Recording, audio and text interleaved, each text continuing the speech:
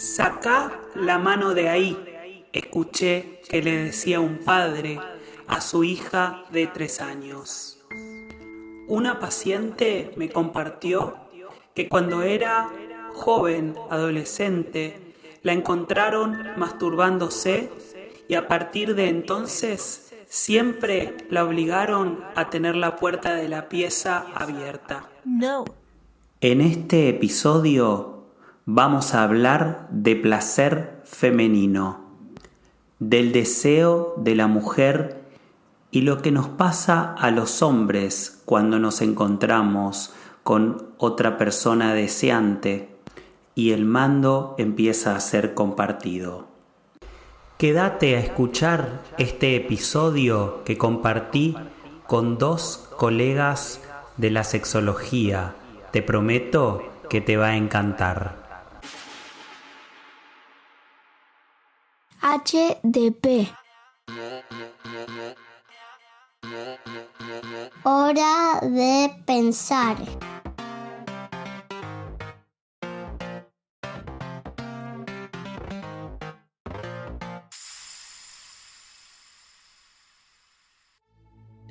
Bueno, la verdad es que hoy estoy muy contento porque se me cumplió una fantasía, una que todos los hombres tenemos, que es hacer un trío. Estoy con 2 colegas, 2 personas que admiro un montón, que, bueno, tienen que ver con el palo de la sexología, que tienen que ver con distintas actividades relacionadas con la sexualidad y que me encanta escucharlas, me encanta compartir con ellas. Con una de ellas he hecho algún taller para hombres, para tratar de que los hombres se acerquen un poquito más y se amiguen con los sex toys. Con la otra, la verdad es que fue una compañera mía y hemos compartido nuestra formación en sexología con el Dr. Kuznetsov. Y de verdad me alegra mucho poder tener este espacio para poder hablar del placer femenino. Un tema que la verdad es que se habla un montón, pero que hoy por lo menos a mí me gustaría aprovechar a estas 2 popes para poder preguntarles un poco sobre cómo se vive el deseo desde el lado de ellas, tratando de hablar como personas también un ratito, y por otro lado, ¿no?, como profesionales que son en este tema. Así que con ustedes, Francesca Agnecci y Mariana Kers, les pido que brevemente cuenten para la gente que no las conoce quiénes son y qué hacen. ¿Empiezo yo? Dale. Esa intro del trío y la fantasía fue genial. Mi nombre es Mariana Kers, soy licenciada en psicología, soy sexóloga clínica, me especializo específicamente en parejas y dentro de toda la formación que he hecho, actualmente estoy cursando neuropsicología, que es un máster, una maestría, y un posgrado, un fellow en neuropsiquiatría también, así que me estoy enfocando más en las neurociencias en este momento, pero no dejo de tener consultorio, comunicar en redes sociales y medios de comunicación. Qué hermoso, Marian, lo de la neurociencia. Me encanta que vayas por ahí. Claro. Qué hermoso. Es el camino, yo creo que es el camino. Es el camino más lindo y más asertivo también para ayudar a las personas. Y también sos, bueno, aunque no sé hoy si está bien visto o no, una influencer en todas las cuestiones de sexualidad, ¿no? O sea, sos alguien título raro es. que digamos en el buen sentido usa las redes para que puedan las personas vencer sus prejuicios, para que puedan aprender sobre sexualidad, que es tan necesario. Eso también lo agrego, Marian, porque es algo que para mí es muy lindo lo que haces. Muchas gracias. En realidad, el mote de influencer lo rechazo un poco, pero sí, si es una influencia positiva, es bienvenido. Adelante. Bueno, voy entonces a presentarme. Yo soy Francesca Agnecchi, soy magíster en comunicación, diplomada en sexualidad humana, soy directora de Erotic Pink y ahora ya hace un tiempo soy facilitadora de sexualidad tántrica. Así que voy por ese camino. Así como Marian va por la neurociencia, yo voy por el camino de la sexualidad tántrica. Y bueno, y también sí siento que soy influencer positiva de la sexualidad. Yo estoy que me animo y no me animo. Fran sabe, con el tema del tantra estoy que me acerco, que no me acerco, me retienta toda esa Fíjate. parte y siempre digo con mi pareja vamos y después, bueno, justo por horarios y un montón de cosas, el cosmos se alinea para que no vayamos, pero ya vamos a Espero ir. en abril, o sea, espero en abril para el taller de introducción, así, es Justo así, me es un voy, camino. justo me voy de viaje un mes en abril, viste que siempre Bueno,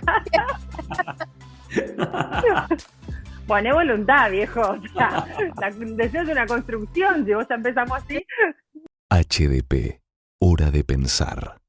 Bueno, y hablando de todo esto, después de las presentaciones, justamente quiero que podamos hablar un poco de qué nos pasa a los hombres con el deseo de la mujer primero. Yo vengo de una familia donde somos 5 hermanos, no tuvimos ninguna hermana, y realmente mi descubrir del deseo y del placer femenino ocurrió muy tarde en realidad.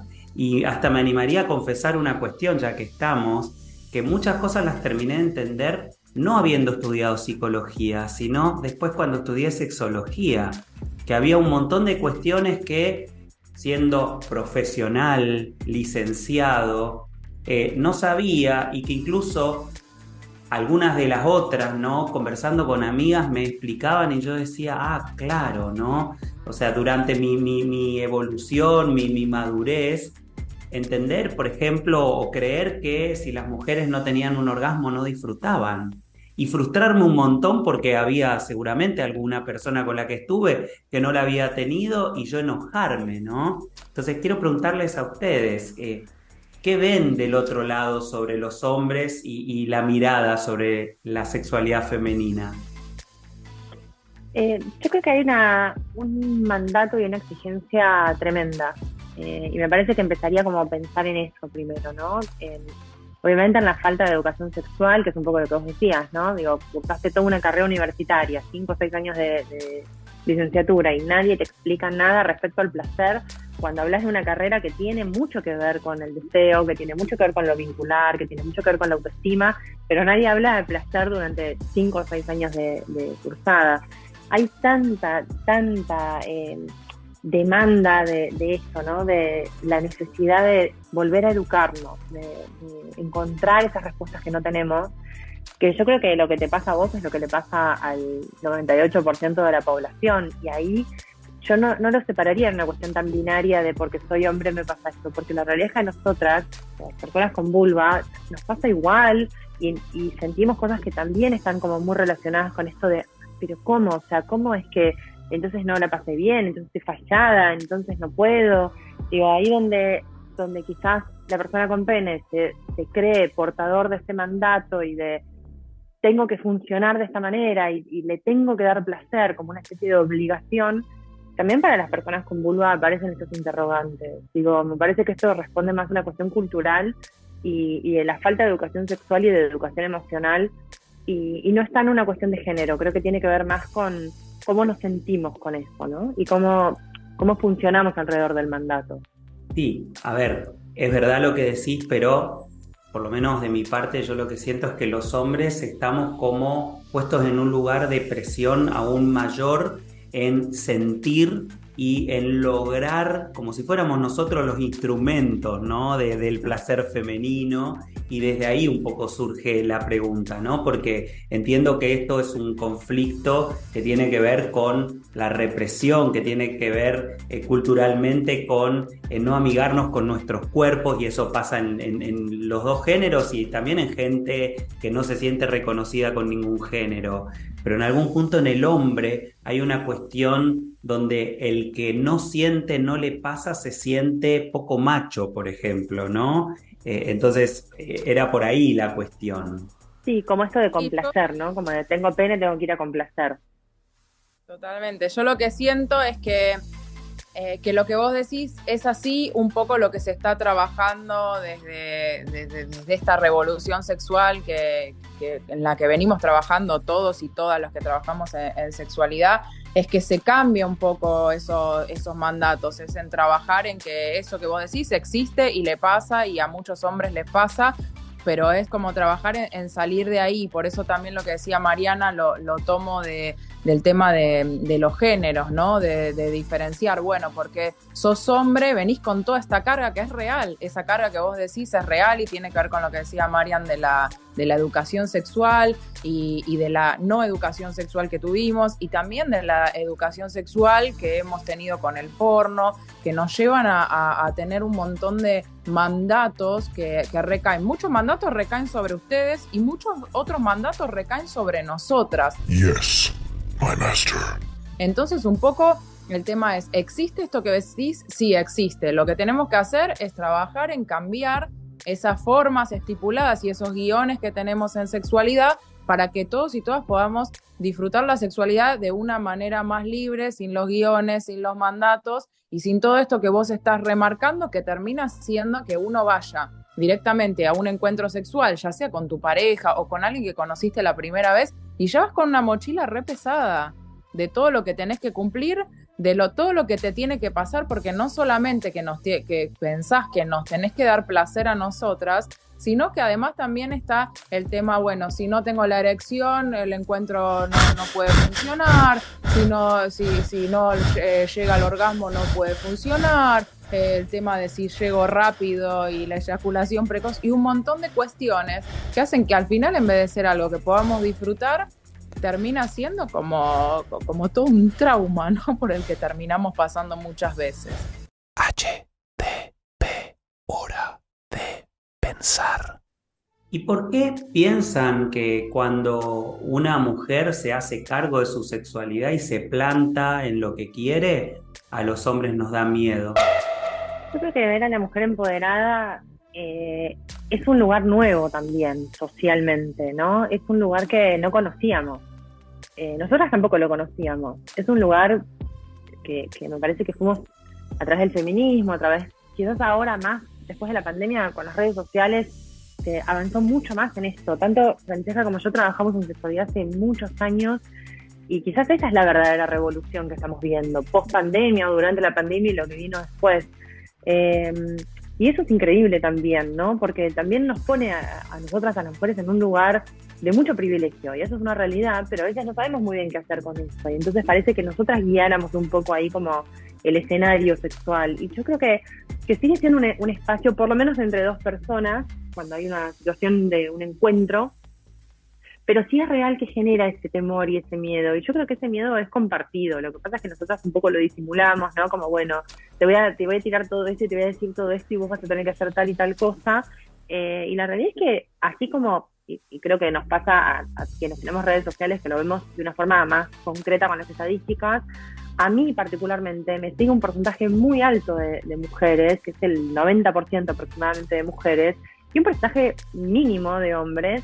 Y ahí es donde también te pones a pensar como, bueno, si esto es una verdadera revolución sexual que probablemente está muy acompañada por el feminismo y está buenísimo y eso es muy bienvenido, ¿qué pasa con ese 10%, por lo menos en el caso de mi red, que no se, que se quiere informar, que quiere llegar a información, pero qué pasa con el 90% restante? Yo al ser hombre tengo un poquitito más de hombres, pero sigue siendo mucho más bajo el porcentaje de hombres, y sin embargo, digamos, justamente yo tengo en el consultorio por ser profesional, digamos, por ser psicólogo hombre, por ser sexólogo, mucho más hombres que se animan.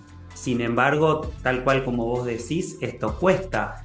Pero sí, es verdad que hay una revolución en esto. Yo celebro, por ejemplo, cuando me invitan a programas en el día, a la mañana, para hablar de sexualidad, porque digo, es algo que antes era impensado que en horarios, digamos, que fuera de lo que es protección infantil se hablaran, porque se puede hablar de sexualidad con respeto, pero es verdad que digamos, ante esta revolución sexual femenina, los hombres, por lo menos es lo que yo escucho, también estamos un poco perdidos sobre qué lugar ocupar.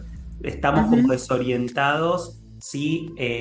Volver a tomar las riendas o tal cual, para que sea un encuentro, verdaderamente compartirlas y entender que es como, siempre digo, como un avión tiene doble comando, entonces eso está bueno, ¿no? Como tratar de lograr esa dinámica de poder compartir entendiendo y conociendo, porque también algo que quiero decir, y quiero escucharte ahora, Fran, a vos con esta pregunta, es que nosotros pertenecemos a generaciones que no hemos tenido ESI, que no hemos tenido educación sexual y que recién ahora estamos aprendiendo, ¿sí? Nosotros tuvimos la suerte de aprender sobre el tema, pero alrededor nuestro la gente aprende a lo bruto y a veces lastimando mucho o lastimándose mucho. Sí, mira, yo lo que creo es que la revolución sexual la hacemos entre todos y todas. O sea, que no es la revolución sexual pura y exclusivamente de las mujeres.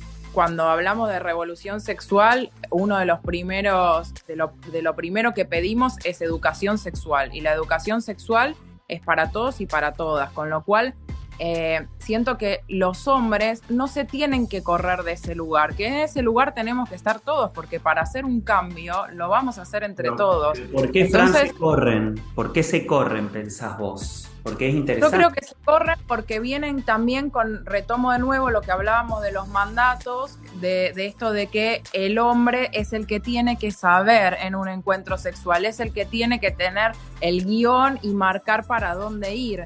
Entonces, por muchos años fue así, como que se guiaba la sexualidad por los mandatos y más el guión que te iba llevando el hombre, que la verdad es que para algunos será buenísimo, pero para otros, y para la gran mayoría creo yo, es un gran peso tener que ser el que guía todo, el que va llevando todo, porque la realidad es que ni nosotras ni ustedes tuvieron educación sexual. Entonces es un peso bastante grande y siento que muchos hoy en día siguen sintiendo, por esto no siguen a las redes sociales que hablamos de sexualidad, que a mí me pasa lo mismo que ustedes, el 90% son mujeres, entonces no siguen a las redes sociales. Cuando, por ejemplo, se hacen taller de masculinidades para hablar de sexualidad, va mucho menos que cuando hacemos talleres que son más apuntados, orientados a las mujeres. Cuando salimos a las calles a pedir sobre el tema de sexualidad, también somos muchas más mujeres.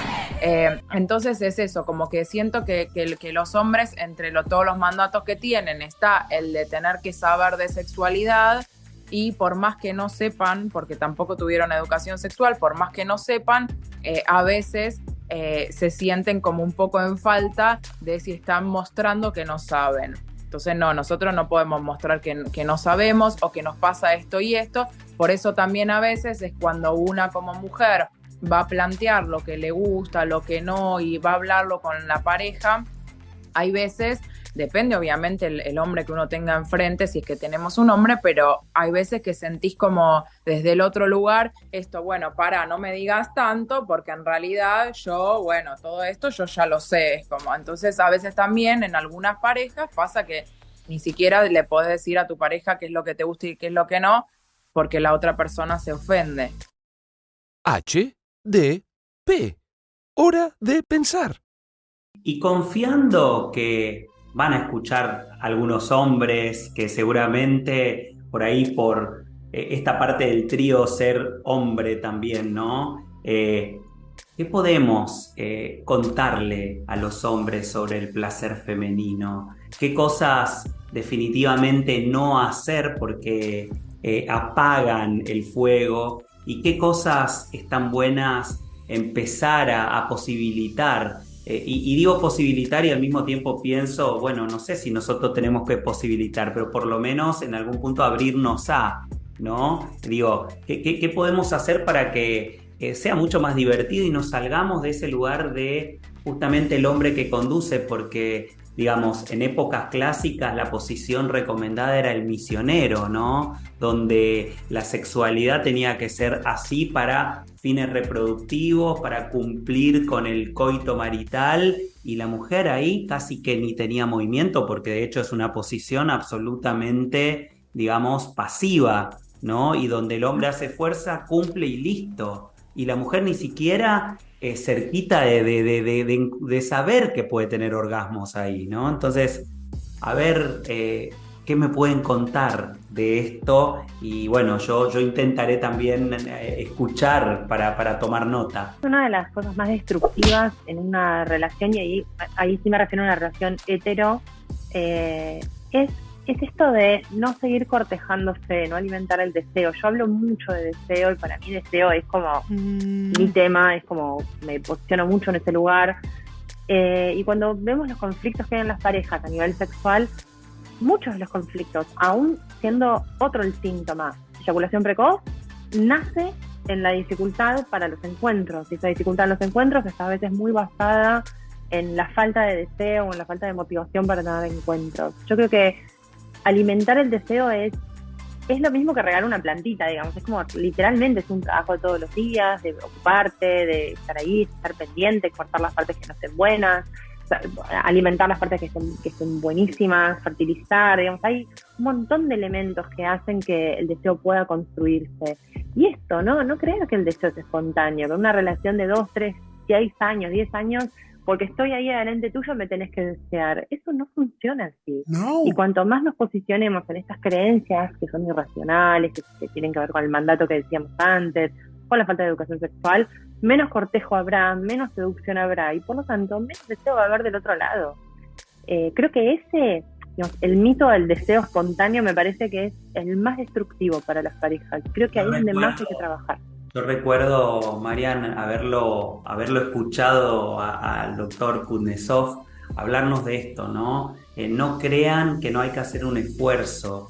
Y yo que trabajo mucho con parejas, con bebés, con nenes chiquitos, ¿sí? En posparto, lo que les recomiendo cuando, por supuesto, pasó un tiempo, no en pleno primer periodo, ¿no? Sino entre los 6 meses, el año y pico, tiene que ver con esto, planifiquen. No, nosotros queremos que sea de manera romántica, si nos amamos tiene que surgir. Y la verdad es que así se termina destruyendo, porque si ya había una distancia normal, porque nació un niño que requiere todas las miradas, cuando encima de todo esto, ¿no? Nosotros estamos esperando que esto milagrosamente vuelva a suceder, es re complicado, ¿no? Y nos empezamos a enojar. Muchas veces yo lo que veo entre las parejas justamente es eso, que mucho enojo tiene que ver con el desencuentro, ¿no? Y cuando por ahí es, una vez al mes, aunque sea, una vez cada 15 días, dense un tiempo para la intimidad. Intimidad no es sexualidad, no es que todo tiene que desembocar, perdón, sí, en el horario de protección al mayor en garche. La verdad es que en algún punto, digamos, con que nos miremos un ratito a los ojos es un montón, eso también es hacer el amor. Y el chape fuerte de Mariana. El chape fuerte, sí. Claro, el chape que me parece que es como una cosa divertida y fácil de recordar, ¿no? El chape fuerte es esto de todos los días chapar con tu pareja sin intencionalidad sexual. Porque eso? la realidad es esta, ¿no?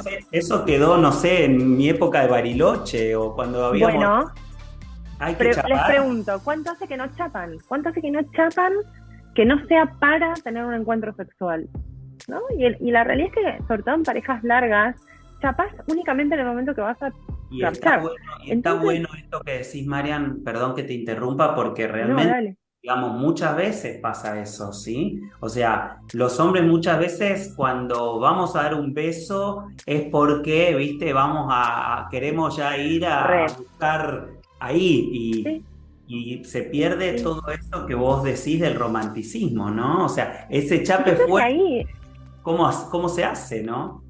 Eso es lo que hay que deconstruir, me parece, que tiene que ver con que el hombre siempre tiene, o el hombre heterosis, digo, ¿no? Pero siempre tiene que estar ahí como dispuesto y siempre tiene que estar como un scout yendo y siempre listo y siempre preparado para poder tener relaciones y salir un poco de ese lugar y cortejar y volver a seducir y volver a generar situaciones placenteras. Alimentan lo que yo llamo el chanchito erótico, ¿no? ¿Viste? Cuando tenés una alcancía y le vas poniendo todos los días moneditas, es lo mismo. O sea, si vos no tenés capital erótico para llegar a la noche o al fin de semana o a fin de mes, y difícilmente vas a poder responder con algo desde lo erótico y lo sensual. En cambio, si todos los días vas chapando, te mandas mensajes, generas situaciones que dejan ahí como medio en puntos suspensivos, te halagás con tu pareja, o sea, se admiran. yo garantizo que cambia 100% la relación.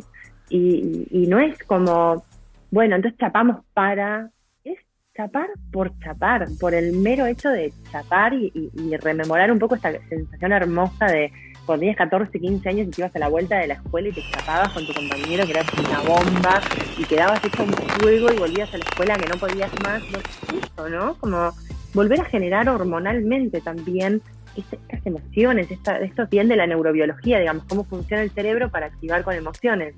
Y creo que eso es lo que marca la diferencia en las parejas. Parejas que están más conectadas desde lo sensual y lo erótico van a tener después más posibilidades de tener encuentros sexuales placenteros. Sí, y además desde el lugar también de pensar que la intimidad es pura y exclusivamente sexo, y el sexo es pura y exclusivamente penetración o genitalidad y demás. Y yo creo que a mí me ayudó mucho todo lo que es el estudio del tantra y demás, que digo, a ver, no es que hace falta que todos vayamos a tener encuentros tántricos, ¿no?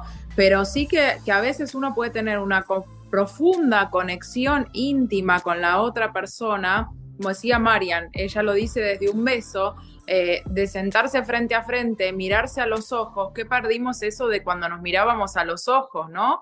El tocarnos el cuerpo, el hacernos una caricia, el hacernos un masaje, el estar ahí presente también para el otro.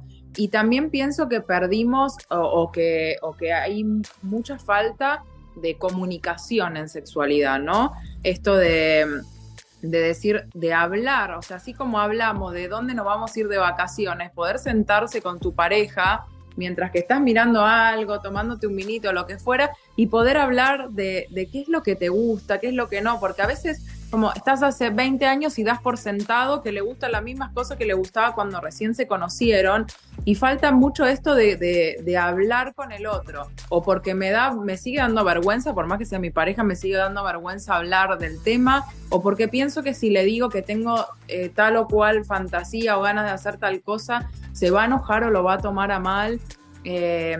Entonces también esto de cuando vos decías, Mauricio, de a ver qué es lo que podemos hacer los hombres, aparte de todo lo que dijo Marian, que me pareció excelente, también este hecho de decir, bueno, a ver, no deducir yo lo que puedo hacer, sino también sentarme a hablar con la persona con la que tengo enfrente y preguntarle. No es que la tengo que conocer y saber todo lo que le gusta porque estoy con esa persona hace un montón de años, sino como empezar a hablar más y a pensar, a ver, bueno, vamos a hacer esto, vamos a comprarnos un juguete, vamos a leer un libro, vamos a mirar tal peli juntos, vamos no sé, a ir a un taller, a aprender algo nuevo. Entonces, como desde todos esos lugares, desde el hablarse y desde lo que decía Marian, que es muy sencillo esto de bueno, me mando un mensaje un poco hot, armo el encuentro, también que no sea espontáneo, el armar el encuentro, decir, bueno, esta noche vamos a estar juntos, y que después puede caer en que va a ser algo sexual, o puede ser que no, que estuvimos juntos teniendo un momento de intimidad, pero creo que nos falta mucho de eso, de dar por sentado un montón de cuestiones y dejar de darlas por sentadas y jugar más, ¿no? Atrevernos como a que volver a ser niños, a que sea un juego, mismo también para cuando nos comunicamos y nos sentamos con la otra persona a ver qué es lo que le gusta, qué es lo que no, también podemos ir haciéndolo en forma de juego, hacemos un listado de fantasías, nos las intercambiamos, vamos sacando uno y vamos viendo a ver cuál podemos hacer, y todo eso da también el conocer al otro, ¿no? Y seguir conociéndolo, ir viendo cómo va cambiando a lo largo del tiempo. La verdad es que suele costar, da vergüenza, por más que tengamos muchísima confianza con el otro, y termina siendo justamente un trabajo. Y yo creo que las disfunciones sexuales muchas veces suceden justamente por la exigencia, ¿no? Yo creo que si no hubiera tanta exigencia, tanta presión, digamos, nosotros no tendríamos nuestro trabajo de sexología, ¿no?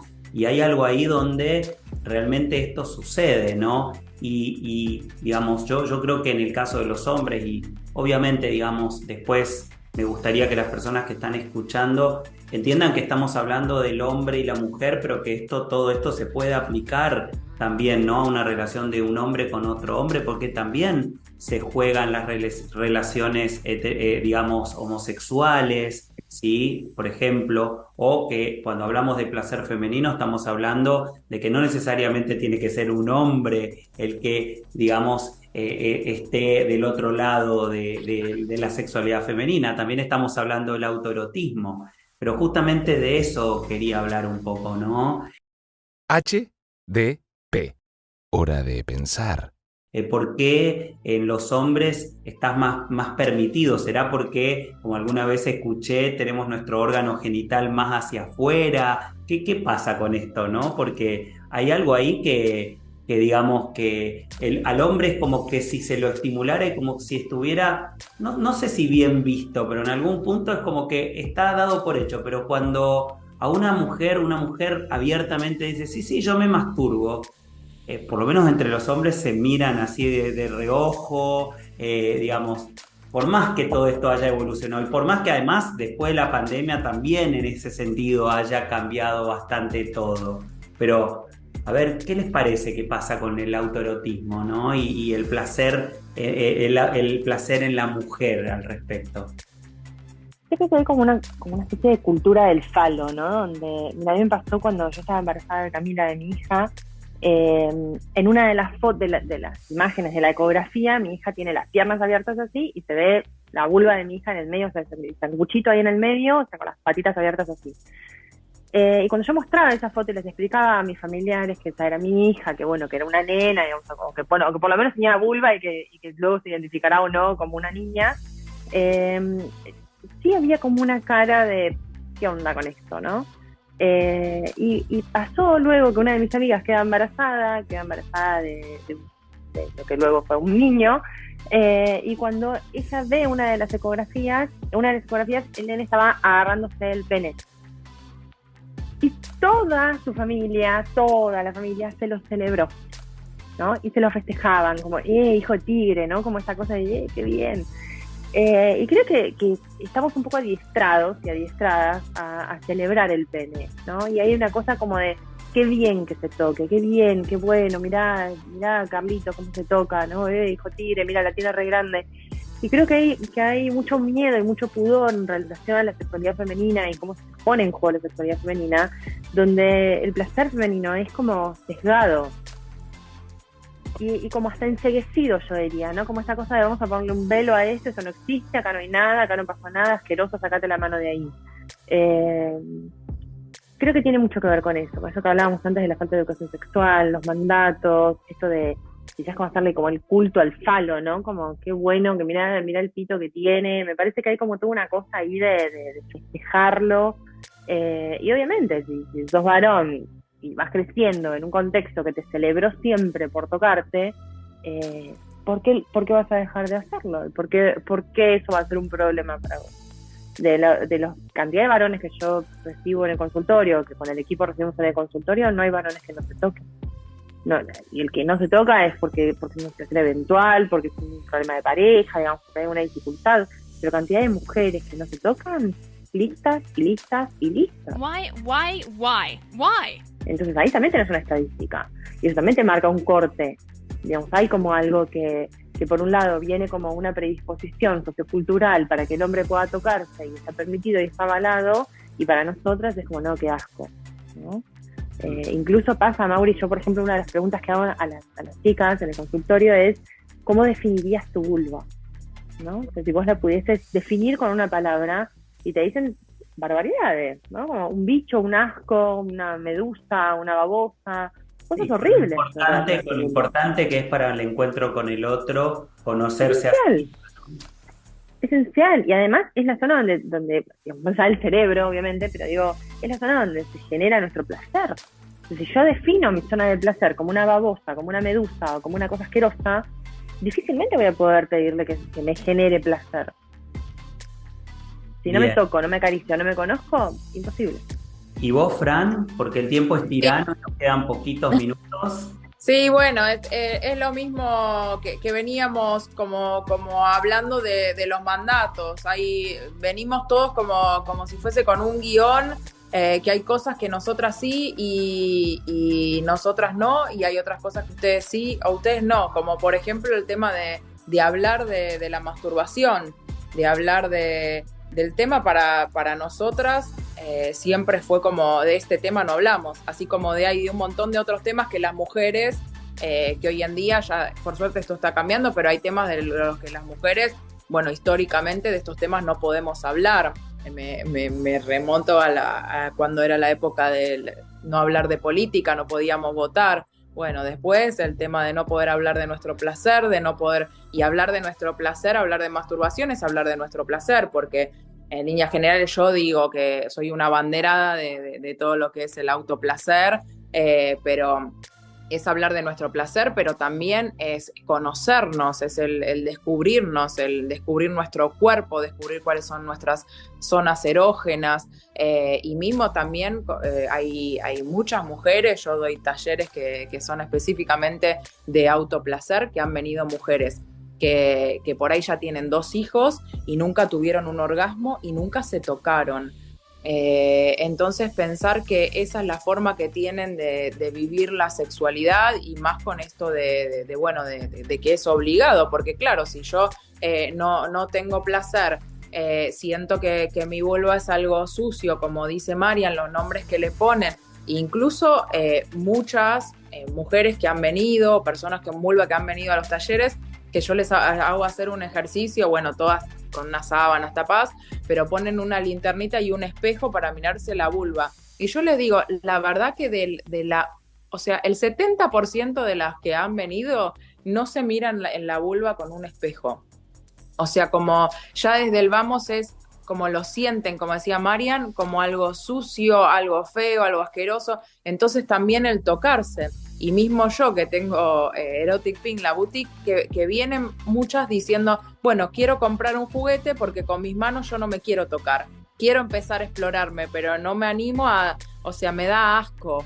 Pero eso es, como decían antes, es la educación sexual que tuvimos, y que desde muy chiquito la cultura al falo y la no cultura a la vulva. Todos los nombres que tiene el falo y los pocos nombres que tiene la vulva, y los muchos nombres que tiene desde el lado de lo negativo.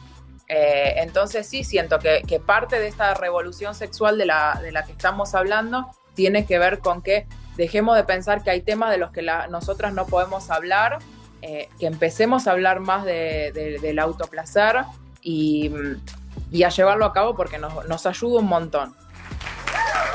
Buenísimo, la verdad es que me quedo pensando en un montón de cosas después de este podcast. La verdad es que espero que, como todo lo que voy proponiendo en HDP, que es mi podcast, que es Hora de Pensar, le llegue a gente, porque voy viendo de a poquito que, a pesar de hacerlo muy remándola, van subiendo los escuchas de distintas partes del mundo, y uno no sabe a dónde llega. Y la verdad que para mí es un lujo escuchar a 2 personas que no solamente levantan el dedito y dan discursos, sino que yo sé que tratan en su vida de ser consecuentes con esto que están diciendo. Así que les agradezco un montón, y bueno, seguiremos hablando en las distintas cosas. Ojalá que también podamos encontrarnos para conversar de otras cosas que no sea sexualidad, sino de la vida misma. Pero bueno, les agradezco un montón haber sido parte de este podcast. Y bueno, si cada una quiere decir a dónde las encuentran en las redes para que la gente las siga, adelante. Gracias por el espacio, primero que todo, gracias. La verdad que es muy valioso poder hablar, no importa si esto llega a 1, 2 o 55.000 personas, lo importante es poder hacerlo. Y creo que esa es la manera, sí, de a poco y insistiendo.